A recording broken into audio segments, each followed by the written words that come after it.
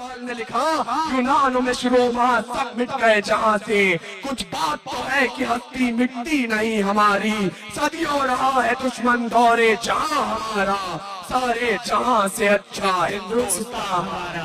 क्या कहने, वाह वाह वाह वाह वाह।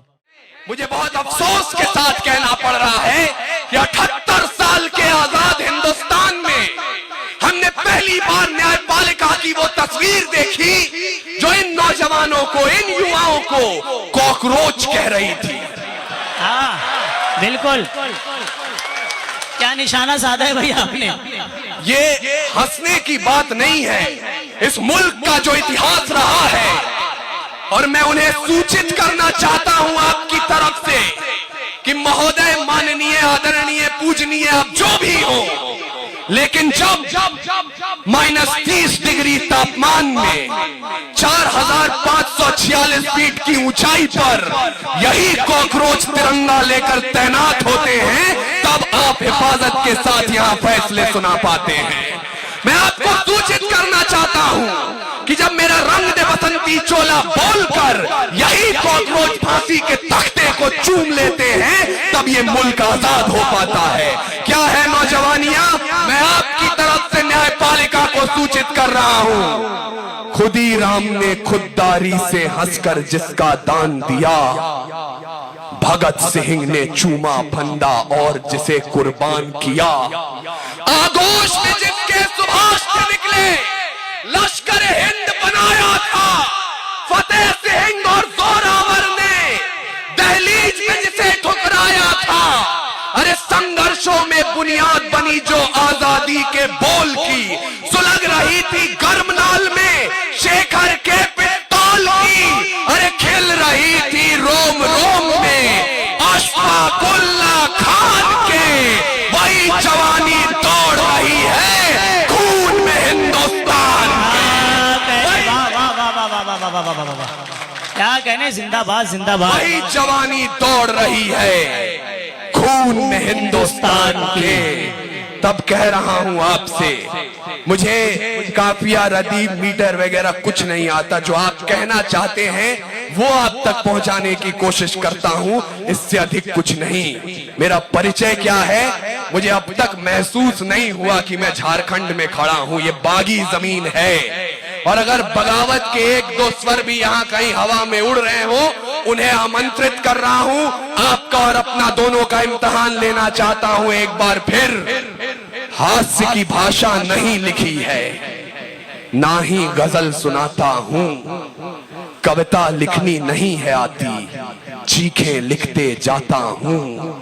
देश मेरा जल रहा है, आग लगी है सीने में, क्या कहने, हुक्मरान सब व्यस्त दिखे हैं खून गरीब का पीने में, तो हिंदुवाद या इस्लाम का पक्ष नहीं मैं लाया हूं, घायल भारत चीख रहा है, चीख सुनाने आया। क्या कहने भाई, वाह, जिंदाबाद जिंदाबाद, बहुत अच्छे भाई, बाबा बाबा, क्या कहने। घायल भारत चीख रहा है, चीख सुनाने आया हूं। मैंने कहा था कि हम जलते रहे हैं और जलते रहेंगे। अल्ताफ जिया साहब यहां आए तो मुझे महसूस हुआ कि मुझे आपको बताना चाहिए कि इस मंच की लड़ाई किसी सरकार के खिलाफ नहीं है, इस मंच की लड़ाई किसी नेता के खिलाफ नहीं है, इस मंच की लड़ाई है हालात के खिलाफ। वो हालात जो जब बिगड़ते हैं तो गोंडा से अदम गोंडवी बनकर बोलते हैं, भुने काजू प्लेट में, विस्की गिलास में, उतरा है रामराज विधायक लिबास में। वो हालात जो जब बिगड़ते हैं तो लखनऊ से मुनव्वर राणा बनकर बोलते हैं कि दरबार में ओहदों की खातिर जब पैरों पे अना गिर जाती है, कौमों के सर झुक जाते हैं, चकरा के हया गिर जाती है। अब तक तो हमारी आंखों ने बस दो ही तमाशे देखे हैं, या कौम के रहबर गिरते हैं या लोकसभा गिर जाती है।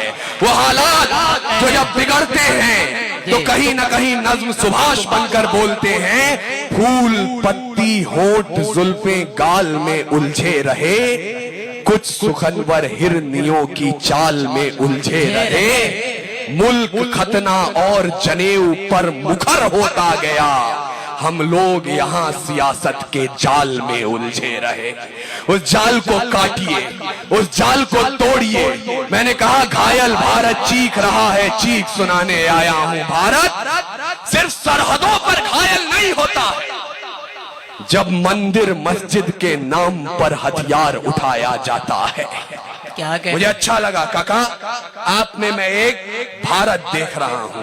बिल्कुल। जब मंदिर मस्जिद के नाम पर हथियार उठाया जाता है या दुधमुंहों को भी हवस का शिकार बनाया जाता है। क्या कहना? जब मठों के मठाधीश भी क्रोध में आने लगते हैं या मौलाना बारूदी पैगाम सुनाने लगते हैं, जब शाहरुख खान के बेटे को सजा कड़ी दी जाती है और अडानी पोर्ट की बात नहीं की जाती है, पेट्रोल की कीमत चढ़ते चढ़ते छूले आसमान को, या लखीमपुर में सत्ता ने जब रौंद दिया किसान को, न्यूज चैनलों ने भी जब जब राग दरबारी सीखा है, तब तब भारत जख्मी होकर मेरे जरिए चीखा है। क्या कहने? वाह वाह वाह वाह वाह वाह, क्या कहने भाई, जिंदाबाद जिंदाबाद। बिल्कुल हक।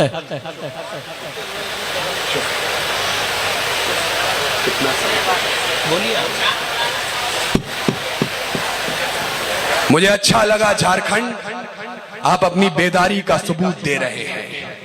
तो अब मैं आपको उस मोड़ पर लेकर जाना चाहता हूं जहां सिर्फ सच सुनने वाले लोग यहां बैठे रह जाएंगे। उसके बाद मैं आपको समय दूंगा, जिनको जाना है वो जा सकते हैं। क्योंकि आज एक नई रीत चली है। कहा जाता है कोई एक कौम इस मुल्क से प्यार नहीं करती।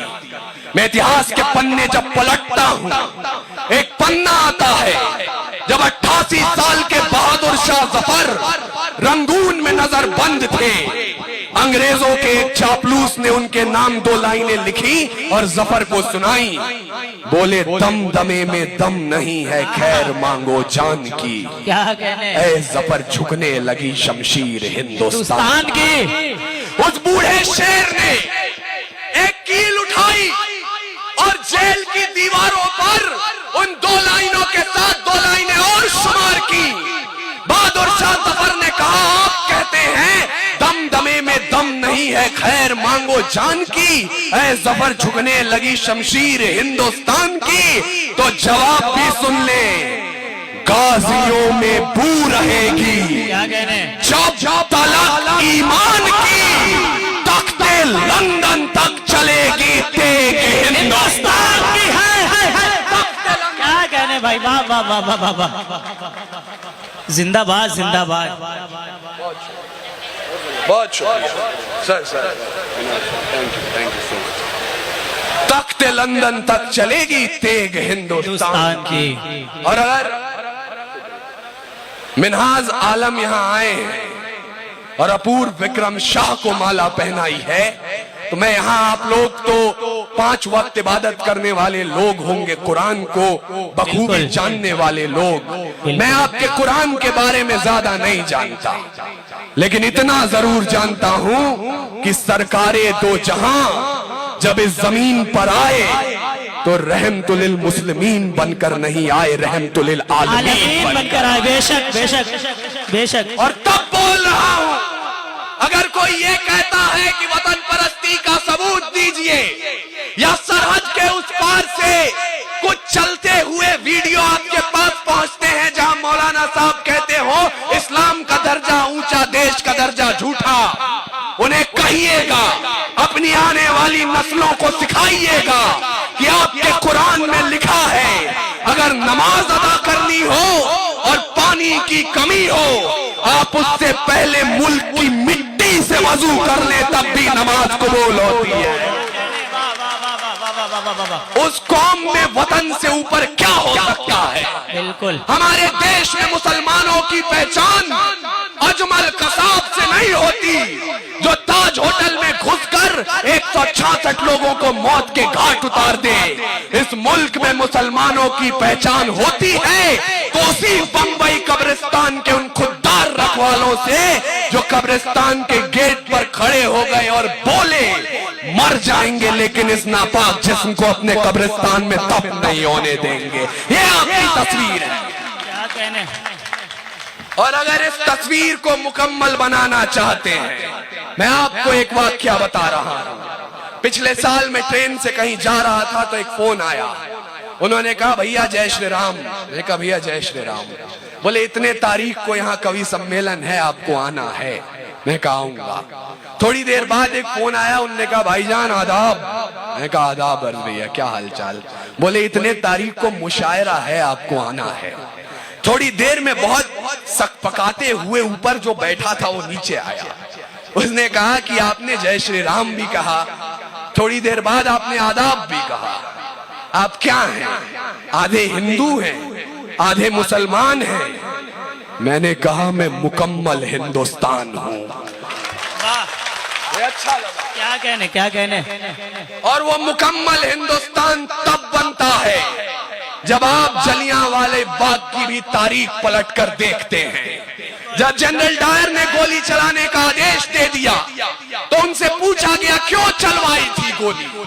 बोले पठान भाग रहे थे इसलिए गोली चलानी पड़ गई।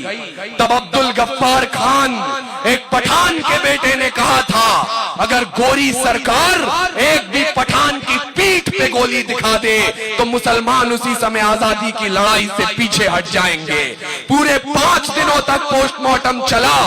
76 पठानों की लाश मिली और 76 के 76 ने गोली अपने सीने पे खाई थी। क्या कहने।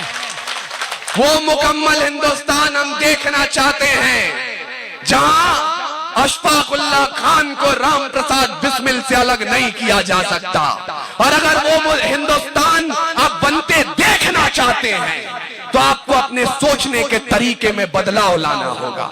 मैं बहुत जिम्मेदारी के साथ कह रहा हूं जिया साहब भैया आपसे, अगर आप ये सोचेंगे कि ये जो सरकार आ गई है कौम को मिटाकर रख देगी, ये सरकार आ गई है इस देश को खत्म कर देगी, मुझे माफ कीजिएगा आप गलत हैं। ये सरकारें, ये सियासत, ये सत्ता का गुरूर, ये विपक्ष की कमजोरी 5 साल 10 साल 15 साल की है। भारत देश 5000 साल पुरानी सभ्यता है। क्या कहने। बिल्कुल जब पूरे विश्व को अक्षर ज्ञान तो छोड़िए चिन्ह ज्ञान नहीं था, हमने 4 वेदों की रचना कर दी थी।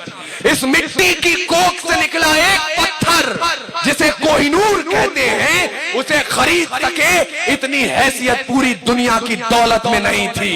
और तो और सिकंदर की शमशीर में इतना फौलाद नहीं था, उसके किसी भी सैनिक के पांव की इतनी औकात नहीं थी कि इस मिट्टी के एक भी जर्रे के माथे पर विराजमान हो जाए। तब जाकर अल्लामा इकबाल ने लिखा यूनान मिस्रोमा सब मिट गए जहां से, कुछ बात तो है कि हस्ती मिट्टी नहीं हमारी, सदियों रहा है दुश्मन दौरे जहां हमारा, सारे जहां से अच्छा हिंदुस्तान हमारा। क्या कहने। मैं एक जिम्मेदार व्यक्ति होने के नाते आप सभी से अनुरोध करता हूं, इस चैनल को सब्सक्राइब करें और वीडियो को लाइक करें। आपको वीडियो कैसी लगी हमें कमेंट करें।